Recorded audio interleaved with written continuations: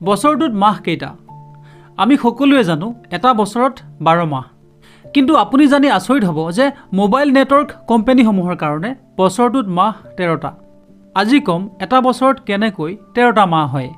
প্ৰথমে কওক, আমি যে সিম কাৰ্ডত ৰিচাৰ্জ কৰোঁ এটা মাহৰ কাৰণে আমি কিমান দিন পাওঁ? নিশ্চয় আমি 30 দিন নাপাওঁ। আমি পাওঁ 28 দিনৰ কাৰণে। 349 টকা ভৰালে 28 দিনৰ কাৰণে daily unlimited 5G plus 2GB data plus unlimited call পোৱা যায়। আমি সকলোৱে জানো বছৰটোত 31 দিনীয়া মাহ 7টা, 30 দিনীয়া মাহ 4টা আৰু ফেব্ৰুৱাৰী মাহটো 28 দিনীয়া। এতিয়া যদি 31 দিনীয়া 7টা মাহৰ পৰা 3 দিনকৈ বাদ দিয়া হয়, 3 দিনটো বাদ দিছোঁ কাৰণ আমি যিটো ৰিচাৰ্জ কৰোঁ সেইটো হৈছে 28 দিনৰ কাৰণে, অৰ্থাৎ 31ৰ পৰা 28 গ'লে 3 দিন বাকী ৰয়। সেই হিচাপত 7 মাহত 3 দিনকৈ হ'লে হৈ আছে 21 দিন।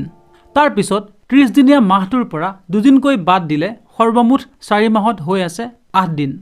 এতিয়া 21 আৰু 8 যোগ কৰিলে হৈ আছে 29 দিন।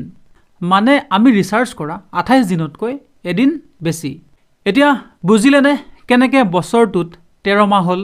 আৰু এনেদৰে মোবাইলৰ সিম কোম্পানীসমূহে আমাক লুটি আছে, কিন্তু আমাৰ খবৰ নাই।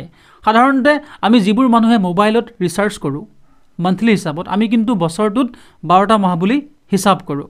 এই ভিডিঅ'টো কেৱল ইনফৰমেশ্যনৰ কাৰণে, ইয়াতে বেলেগ কোনো উদ্দেশ্য নাই। এতিয়া গম পালে নহয় কেনেকৈ আমাক মোবাইলৰ সিম কোম্পানীসমূহেও বেঙেনা দি আছে।